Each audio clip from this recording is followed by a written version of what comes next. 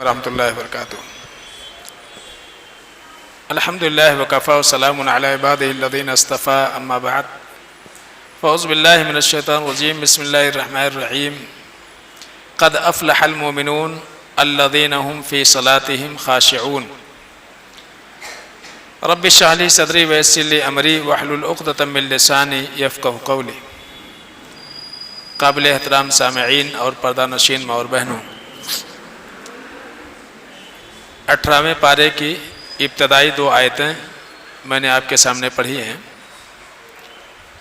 اللہ فرماتے ہیں قد افلح المؤمنون، ایمان والے کامیاب ہو گئے، اور پھر ایمان والوں کی صفت اللہ نے بیان کی، کئی سارے اوصاف اس میں بیان کیے گئے اور پھر انجام بھی بتایا گیا۔ پہلی صفت جو اللہ رب العالمین نے مومن کی ذکر کی، ایمان والوں کی ذکر کی، الذین هم فی صلاتهم خاشعون۔ مومن وہ کامیاب ہیں یا وہ مومن کامیاب ہیں جو اپنے نمازوں میں خشوع پیدا کرتے ہیں۔ 2 چیزیں پتہ چلی، ایک تو یہ کہ نماز ایمان کی نشانی ہے، نمبر 2 وہی نماز انسان کو کامیاب کرے گی جس نماز کے اندر خشوع پایا جاتا ہو۔ خشوع کس کو کہا جاتا ہے؟ قرآن عزیز کے اندر مختلف مقامات پر اللہ تعالیٰ نے خشوع کا تذکرہ کیا ہے۔ اللہ فرماتے ہیں استعینوا بالصبر والصلاۃ، نماز اور صبر کے ذریعے سے اللہ سے مدد طلب کرو۔ وَإِنَّهَا لَكَبِيرَةٌ إِلَّا عَلَى الْخَاشِعِينَ، نماز کی پابندی کرنا اور صبر کرنا مصیبتوں میں، یہ کون کریں گے؟ صرف اور صرف خاشعین کے بس کی بات ہے۔ وَإِنَّهَا لَكَبِيرَةٌ إِلَّا عَلَى الْخَاشِعِينَ، ان 2 کاموں کو وہی لوگ انجام دے پائیں گے جو خشوع اختیار کرتے ہیں۔ اب خشوع کون لوگ اختیار کرتے ہیں؟ آگے اللہ تعالیٰ نے ذکر کر دیا، الذین یظنون انہم ملاقو ربہم وانہم الیہ راجعون، وہ لوگ جو رب سے ملاقات کی امید رکھتے ہیں۔ کیا معنی ہوا؟ جو لوگ ہمیشہ اس بات کا اپنے دل میں ڈر رکھتے ہیں کہ انہیں اللہ کے سامنے اپنی زندگی کا حساب دینا ہے اور ایک دن ہم کو پلٹ کر کے اللہ کے پاس جانا ہے، وہی لوگ اپنے اندر خشوع پیدا کرتے ہیں، اور جو خشوع پیدا کرتے ہیں، خشوع والے ہیں، وہی دراصل نمازوں کی پابندی کرتے ہیں اور مصیبتوں میں صبر کرتے ہیں۔ ایسے مختلف مقام پر اللہ تعالیٰ نے خشوع کا تذکرہ کیا ہے۔ اسی لیے اہل علم کہتے ہیں کہ نماز میں خشوع واجب ہے، واجبی عمل ہے، اگر یہ نہیں تو انسان کے نماز کا کوئی فائدہ نہیں ہوگا۔ خشوع کس کو کہا جاتا ہے؟ خشوع کے معنی ہوتے ہیں عظمت اور عاجزی، انکساری۔ اہل علم نے خشوع کی بہت ساری تعریف کی ہے، کہتے ہیں کہ حیۃ فی النفس یظہر منہا فی الجوارح سکون و تواضع۔ خشوع دل میں ایک ایسی حیت کا نام ہے، دل کے انسان کے دل کے اندر ایک ایسی کیفیت پیدا ہوتی ہے کہ جس کیفیت کے پیدا ہونے کی وجہ سے انسان کا دل اور انسان کے اعضاء اور جوارح، ہاتھ پیر، یہ سارے کے سارے سکون میں آ جاتے ہیں، تو اس کو خشوع کہا جاتا ہے۔ اور اسی طرح سے اہل علم نے مختلف تعریف کی ہے۔ بعض اہل علم نے کہا کہ نماز میں اطمینان و سکون کے ساتھ انسان کھڑا رہے اور اللہ رب العالمین کا ڈر اور اللہ رب العالمین کے نگرانی کا احساس اپنے دل کے اندر پیدا کیے رکھے، اسی کو خشوع کہا جاتا ہے۔ لیکن ایک بہت بڑا مسئلہ یہ ہے کہ اللہ کے رسول صلی اللہ علیہ وسلم نے ایک بات بیان فرمائی۔ اللہ کے نبی صلی اللہ علیہ وسلم نے فرمایا کہ اول شیء یرفع من هذه الامة خشوع، کہ ہماری اس امت میں سے سب سے پہلی چیز جو اللہ تعالیٰ اٹھا لے گا ہماری اس امت میں سے، وہ کیا رہے گا؟ خشوع رہے گا۔ خشوع اللہ تعالیٰ اٹھا لے گا۔ حتی لا تری فیہا خاشعا، یہاں تک کہ لوگوں میں کسی میں بھی خشوع نہیں دیکھو گے۔ ایک موقع پر اللہ کے نبی صلی اللہ علیہ وسلم نے فرمایا کہ اول ما تفقدون من دینکم الخشوع، کہ تمہارے دین میں سب سے پہلے جو چیز گم جائے گی، ختم ہو جائے گی، وہ کیا ہے؟ وہ خشوع ہے۔ اور آپ نے کہا وآخر ما تفقدون من دینکم الصلاۃ، اور آخر میں تمہارے دین میں سے جو چیز ختم کر دی جائے گی وہ نماز ہوگی۔ پھر اللہ کے نبی صلی اللہ علیہ وسلم نے فرمایا وَرُبَّ مُصَلٍّ لَا خَيْرَ فِيهِ، اور آپ دیکھیں گے اکثر نمازیوں کو کہ ان کے نمازوں میں کوئی بھلائی نہیں ہے، اور وَيُوشَكُ أَن تَدْخُلَ مَسْجِدًا لِجَمَاعَةٍ فَلَا تَرَى فِيهِمْ خَاشِعًا، اور کہتے ہیں کہ قریب ہے کہ جب مسجدوں میں داخل ہوں تو آپ کوئی بھی نمازی ایسا نہ پائیں کہ جس کے نماز کے اندر اطمینان و سکون پایا جائے۔ تو یہ اللہ کے نبی صلی اللہ علیہ وسلم نے پیشین گوئی کی ہے کہ سب سے پہلے نماز میں سے یا دین میں سے اللہ تعالیٰ خشوع اٹھا لے گا۔ خشوع کے معنی ہوتے ہیں اللہ رب العالمین کی عظمت، تعظیم، یا کسی بھی چیز کی عظمت۔ قرآن ہے، قرآن کی عظمت، نماز ہے، نماز کی عظمت، وضو ہے، وضو کی عظمت، حج ہے، حج کی عظمت۔ تو پورے دین کی عظمت اور بڑائی اور دین کی اہمیت جو ہمارے اندر ہونی چاہیے وہ اللہ تعالیٰ کیا کر لے گا؟ اٹھا لے گا، یعنی دھیرے دھیرے اہمیت ختم ہو جائے گی دین کی۔ صحابہ میں دین کی اہمیت تھی، ایمان کی اہمیت تھی، اس لیے وہ کامیاب تھے۔ ہمارے پاس کیا ہے؟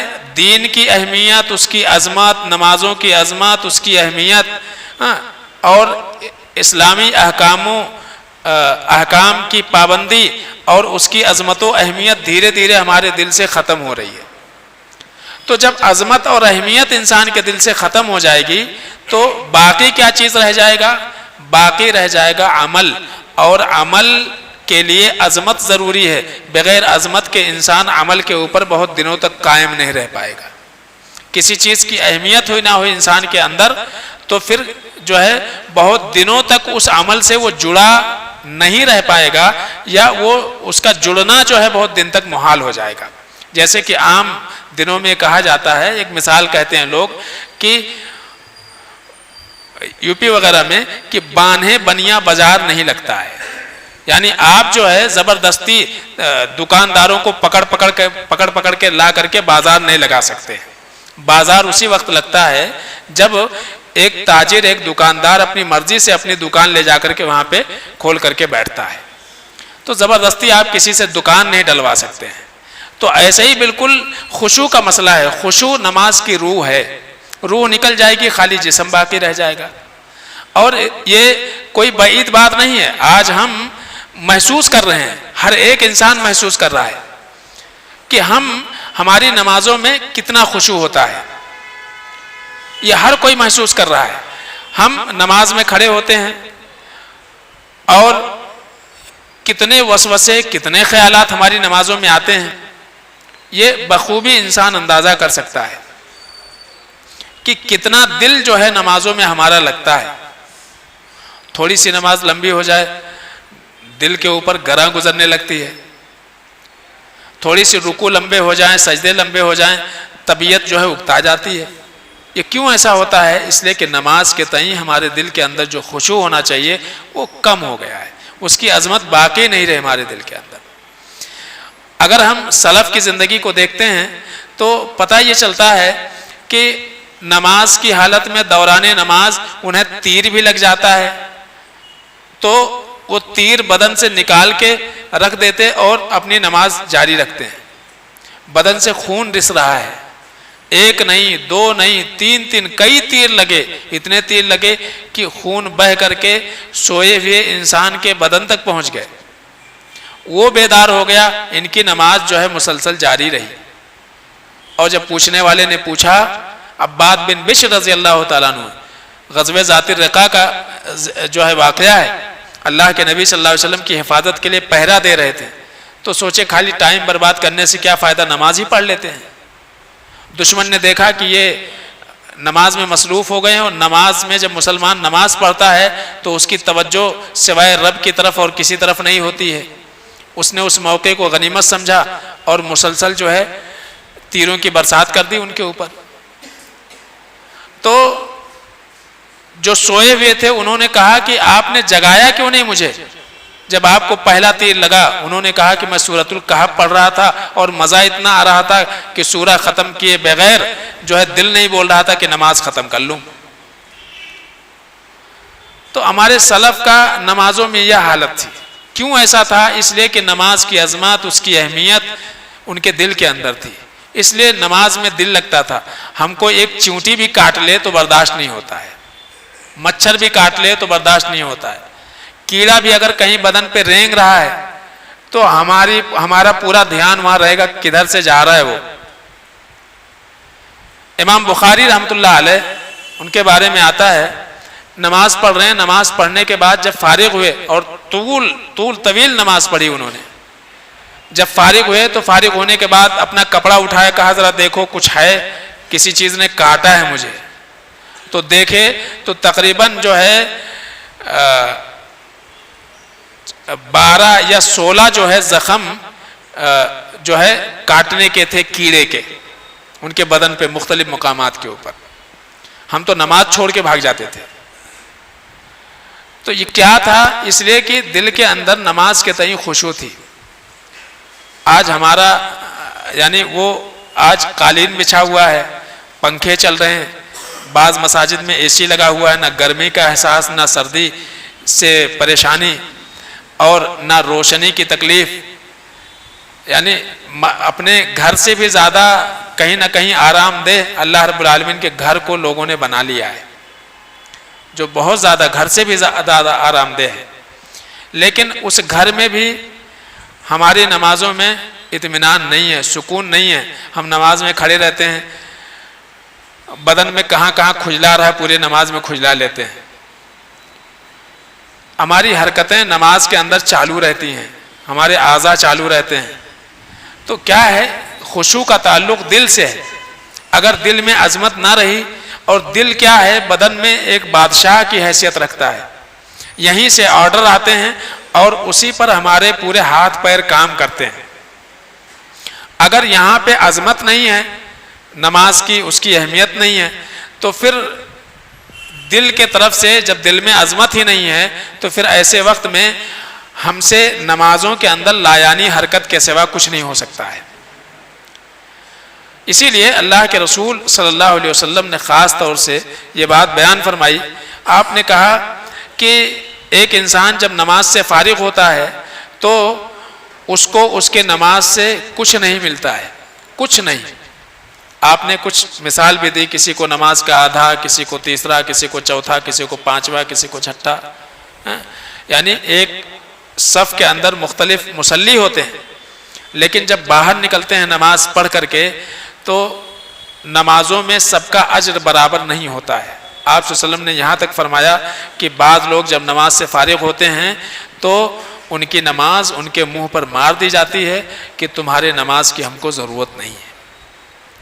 تو اس لیے ضرورت اس بات کی ہے کہ بہرحال حالات بہت سنگین ہیں، یہ سب کے ساتھ میں معاملہ ہے، تو کچھ چیزیں، کچھ اسباب ہمارے لیے جاننا بہت زیادہ ضروری ہے کہ ان کو اپنا کر کے کم سے کم اپنے خشوع کو ہم مضبوط کر لیں، یا کم سے کم ہمارے خشوع کو کمزور کر دینے والی جو چیزیں ہیں ان سے اپنے آپ کو بچا لیں، تاکہ کچھ حد تک نماز کا جو فائدہ ہے وہ فائدہ جو ہے ہم حاصل کر سکیں۔ پہلی چیز تو یہ ہے کہ نماز ہمیشہ کوشش یہ کرنا چاہیے کہ ہماری نمازیں اطمینان اور سکون والی نمازیں ہوں، وہ مارا ماری والی نماز نہ ہو، اٹھک بیٹھک صرف نہ ہو، کوئی ورزش نہ ہو، بلکہ اطمینان اور سکون والی نماز ہو۔ یہ پہلی چیز، پہلی ضرورت ہے۔ اور ہم یہ جانتے ہیں کہ نماز میں اطمینان اور سکون نماز کا رکن ہے، اس کے بغیر نماز مکمل ہوتی ہی نہیں ہے۔ ہمارے سجدے اطمینان کے ساتھ، ہمارے رکوع اطمینان کے ساتھ، ہمارا قیام اطمینان کے ساتھ،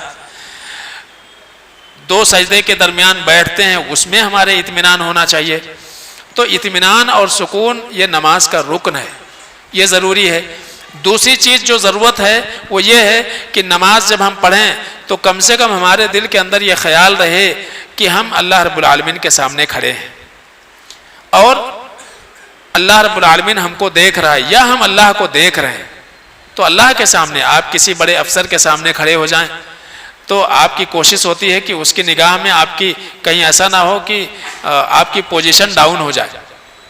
آپ با ادب با تمیز رہنے کی کوشش کرتے ہیں. تو اللہ رب العالمین کے سامنے کھڑے ہیں جو بادشاہوں کا بادشاہ ہے، اس کے سامنے ہم کو کتنے ادب کے ساتھ، کتنے اطمینان کے ساتھ اور کتنا با اخلاق اور با تہذیب ہو کر کے کھڑا ہونا چاہیے، یہ انسان کو جو ہے سوچنا چاہیے. تو ایک تو ہم ادب کا لحاظ کریں، اللہ رب العالمین کا ادب کریں کہ اللہ کے سامنے ہم کھڑے بھی ہیں. یہ چیزیں جو ہمارے اندر خشوع پیدا کرنے کے اسباب میں سے. اسی طرح سے جو کچھ ہم نماز میں پڑھیں، ہماری کوشش یہ ہونی چاہیے کہ کم سے کم وہ دعائیں کسی حد تک آپ کتابوں میں دیکھ کے یا اسی طرح سے جو بھی وسائل ہیں، کم سے کم ان دعاؤں کا ترجمہ ہمارے ذہن میں ضرور ہونی چاہیے. بہت لمبی لمبی صورتیں اس کا مفہوم ہمارے ذہن میں نہیں ہے، لیکن کم سے کم نماز میں رکوع میں، سجدے میں، قیام میں، دونوں سجدے کے درمیان جو اور تشہد میں، قعدے میں جو دعائیں ہم پڑھتے ہیں، کم سے کم ان دعاؤں کا مفہوم ہمارے ذہن میں ہونا چاہیے. جب وہ مفہوم، وہ فہم جو ہے ہمارے اندر رہے گا تو کسی حد تک یہ کہا جا سکتا ہے کہ ہمیں نمازوں میں لذت ملے گی، مٹھاس ملے گی نمازوں کی. اور اسی لیے آپ دیکھیں کہ اللہ کے رسول صلی اللہ علیہ وسلم نے فرمایا کہ ایک انسان کو اس کی نماز کا اتنا ہی اجر ملتا ہے جتنا کہ اس نے اپنی نماز کو سمجھ کر کے پڑھا ہے. ہم سمجھ کر کے پڑھیں گے تو ہی ہمارا فائدہ ہونے والا ہے. اور اللہ کے رسول صلی اللہ علیہ وسلم نے فرمایا کہ ان احدکم یناجی ربہ، تم میں سے ہر ایک اپنے رب سے سرگوشی کرتا ہے، بات چیت کرتا ہے. ہم نماز میں کیا کرتے ہیں؟ اللہ سے بات کرتے ہیں، کچھ ہم اللہ سے مانگتے ہیں اور اللہ رب العالمین کچھ ہم سے مطالبہ کرتا ہے. تو یہ بات چیت چلتی رہتی ہے ہمارے رب کے درمیان. وہ بات چیت کیا ہو رہی ہے؟ کم سے کم کچھ تو مفہوم ہمارے ذہن میں رہے. جب یہ چیزیں ہم اپنے اندر پیدا کرنے کی کوشش کریں گے تو جو ذہن بھٹکنے والا مسئلہ ہے کہ پوری نماز میں ہم مسجد کے باہر ہی گھومتے رہتے ہیں، جسمانی اعتبار سے مسجد میں ہوتے ہیں، امام کے پیچھے ہوتے ہیں، لیکن ذہنی اعتبار سے ہم مسجد میں موجود نہیں رہتے ہیں. تو یہ جو ہم باہر بھاگتے رہتے ہیں پوری نماز، وہ کم سے کم یہ رہے گا کہ جب ہم ان دعاؤں کے اوپر غور کریں گے، ان دعاؤں کو سمجھ کر کے پڑھیں گے تو سمجھ میں آئے گا کہ ہم کسی سے بات کر رہے ہیں اور ہم کیا اللہ سے مانگ رہے ہیں، کیا کہہ رہے ہیں، یا اللہ ہم سے کیا کہہ رہا ہے. تو یہ چیزیں جو ہمارے ذہن میں رہیں گی تو ذہن بھٹکے گا نہیں. آج بہت سارے لوگوں کو شکوہ رہتا ہے، وسوسے بہت زیادہ آتے ہیں نمازوں میں. تو وسوسے کیوں آتے ہیں؟ اس لیے کہ ہم کو دعائیں یاد ہے، بس زبان پہ چڑھی ہوئی پڑھتے جا رہے ہیں، سوچنے کی کچھ ضرورت، دماغ لگتا نہیں اس کے اندر. وہ سورہ فاتحہ اتنا یاد ہے اور اتنی مرتبہ پڑھ لیے ہیں کہ غور کرنے کی ضرورت ہی نہیں پڑتی ہے. سمجھ رہے؟ تو اس لیے ہم جو آیتیں پڑھتے ہیں ان آیتوں پر ہماری توجہ ہوتی ہی نہیں ہے. بس ہاتھ باندھ لیے تو آٹومیٹکلی زبان پر سورہ فاتحہ اور ثنا آ گئی، پڑھ لیے. لیکن ثنا میں کیا ہے، سورہ فاتحہ میں کیا ہے، ہم اللہ سے کیا کہہ رہے ہیں، پھر رکوع میں گئے تو اللہ سے کیا کہتے ہیں، سجدے میں گئے تو اللہ سے کیا کہتے ہیں. اللہ کی ہم تعریف کرتے ہیں اور تعریف ہماری ایسی ہے جو بے دھیانی والی ہے، بے توجہی والی ہے. تو اللہ تعالیٰ کو ہمارے ایسے تعریفوں کی ضرورت بھی نہیں ہے. تو یہ بہت بڑی کمی ہے. اسی طرح سے ہم اپنے اندر خشوع اس انداز میں پیدا کر سکتے ہیں کہ ہم جب بھی نماز پڑھیں تو یہ سوچ کر کے پڑھیں کہ یہ نماز ہماری زندگی کی آخری نماز ہے. یہ سوچ کر کے ہم کو نماز پڑھنا چاہیے. اس لیے کہ کوئی گارنٹی تھوڑی ہے کہ آج تراویح پڑھ لی، کر کی تراویح میں ہم رہیں گے. ایسا تو کچھ اللہ تعالیٰ نے لکھ کے آپ کو دیا نہیں ہے، ہم کو دیا نہیں ہے کہ آپ کی موت 60 سال کے بعد ہی آئے گی، اس سے پہلے نہیں آ سکتی ہے. ایسی کوئی گارنٹی اللہ کی طرف سے نہیں ہے. تو نماز کو جب ہم آخری نماز سمجھ کر کے پڑھیں گے کہ جو ہے بس یہی ہمارے سامنے ہے، ہماری عشاء اچھی ہونی چاہیے، ہماری فجر اچھی ہونی چاہیے. اگر اچھی نہیں ہوئی تو پتہ نہیں اگلا فجر ملے گا ہم کو کہ نہیں ملے گا. تو خاص طور سے انسان اپنی موت کو یاد کرے، موت کو یاد کرے، جہنم کو یاد کرے، جہنم کی ہولناکیوں کو یاد کرے. یہ چیزیں جو ہے انسان کو نماز میں رہنے پر مجبور کریں گی، نماز میں رہنے پر مجبور کریں گے. ورنہ ہم کیا ہے، نماز میں ہوتے نہیں ہیں. ہمارا جسم نماز میں ہوتا ہے لیکن ہم فی نفسہ ہی نماز کے اندر موجود ہی نہیں رہتے ہیں. اسی طرح سے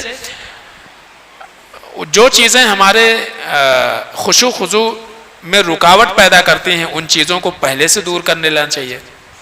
ان میں سے کئی ساری چیزیں ہیں. مثلاً ہم جانتے ہیں کہ اگر پیشاب پائخانے کی ضرورت ہو تو سب سے پہلے اس سے فارغ ہو لیں، کیونکہ اگر آپ نماز میں کھڑے ہیں، آپ کو زور کی پیشاب لگی ہے، تو آپ سوچ رہے ہوں گے امام صاحب سلام کر پھیرتے اور کم جو ہے ٹوائلٹ میں جاتے. تو پوری نماز جو ہے آپ کی فکر یہی رہے گی. اسی طرح سے دوسری چیز یہ ہے کہ کوئی ایسی چیز کہ جس سے آپ کی نگاہ بھٹکے، آپ کی توجہ بھٹکے، ان چیزوں کو اپنے آپ سے دور کر دینا چاہیے. موبائل ہے، سوئچ آف کر لیں، اس کو جیب میں رکھ لیں. بعض لوگ جو ہے اسکرین آن کر کے سامنے رکھ لیتے ہیں، یعنی اوپر ہی رہتا ہے، اسکرین اوپر رہتی ہے. اب کس کا فون آ رہا ہے، کون مس کال کر رہا ہے، کون کال کر رہا ہے، چہ جائے کہ موبائل آپ کی سائلنٹ ہے، لیکن آپ کی نگاہ تو اس کے اوپر جاتی ہے.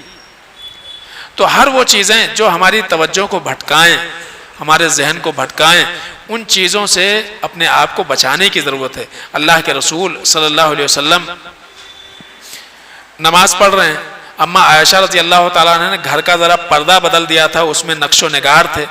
اللہ کے نبی صلی اللہ علیہ وسلم جب نماز سے فارغ ہوئے تو آپ نے کہا اس کو ذرا ہٹاؤ، یہ جو چادر ہے وہ ہمارے اور ہمارے نماز کے درمیان حائل ہو رہا تھا. مطلب بار بار ہماری نگاہ چادر کے نقش و نگار پر جا رہی ہے. تو اگر ہمارے نبی کی توجہ جو ہے بھٹکتی ہے کس میں، ان چیزوں سے، تو ہر وہ چیزیں جو ہمارے لیے ہمارے توجہ کو ہٹانے کا سبب ہوں، ان چیزوں سے اپنے آپ کو بچانے کی ضرورت ہے.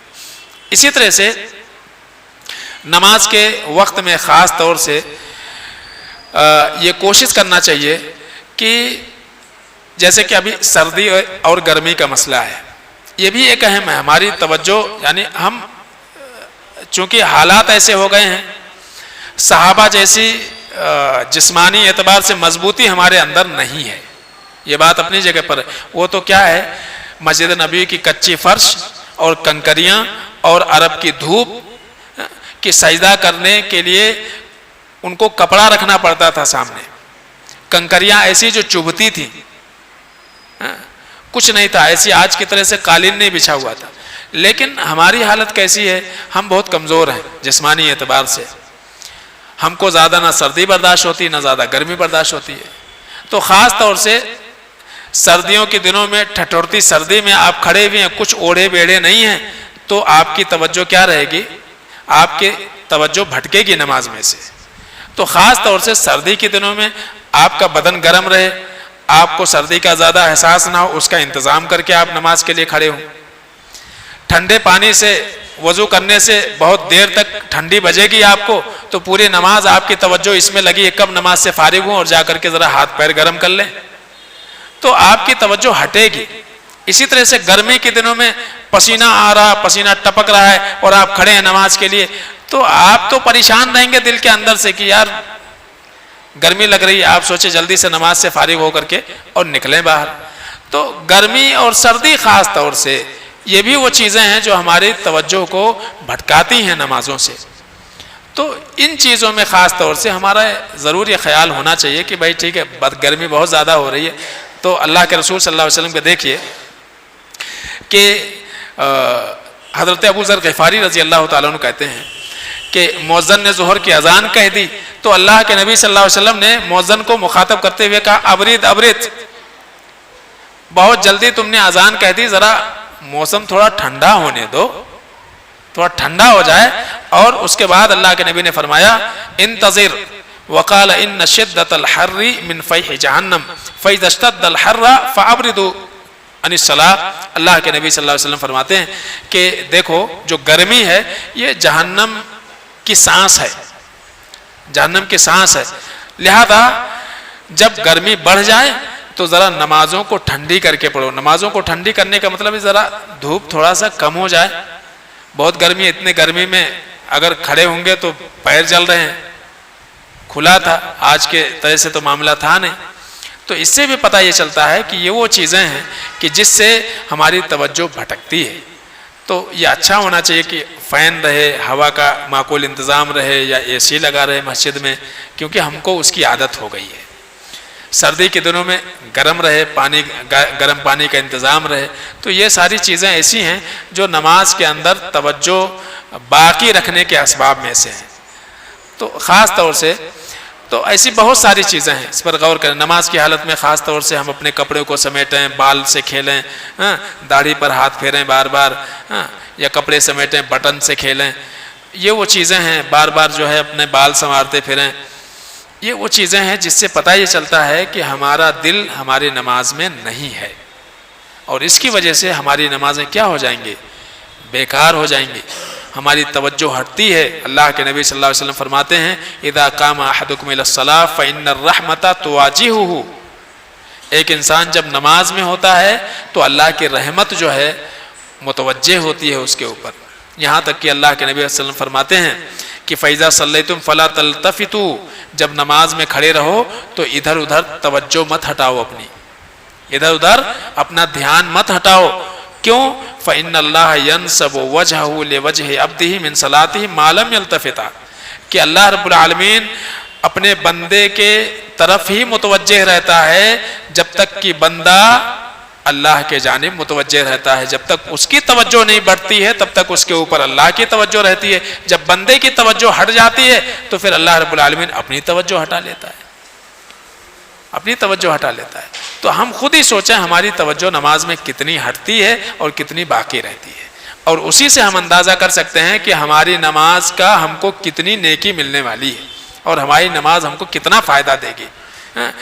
فرائض میں یہ حال ہے، اور فرائض میں کوتاہی، نوافل کا اہتمام نہیں ہماری زندگی کے اندر، کل قیامت کے دن جب اللہ نماز کے بارے میں پوچھے گا اور ہماری نماز ایسی لولی لنگڑی ٹوٹی پھوٹی ہے، تو پھر ذرا بتائیے کہ نماز کے امتحان میں پاس ہونے کے لیے اگر ہمارے پاس نوافل بھی نہیں رہے گا تو کامیاب کیسے ہوں گے؟ تو آج بہت زیادہ ضرورت ہے کہ فرائض کے اہتمام کے ساتھ ساتھ نوافل کا بھی ہم اہتمام کریں، تاکہ یہ جو کمیاں، یہ وسوسے اور یہ خیالات جو نمازوں میں ہم کو گھیرے رہتے ہیں، اس کی وجہ سے جو کمیاں آ جائیں وہ ہمارے نوافل کے ذریعے سے پوری ہو سکے۔ یہ جو ابھی کر رہے ہیں گھنٹے بھر کی عبادتیں، یہی عبادتیں ہمارے کام آئیں گی، یہی عبادتیں کام آئیں گی۔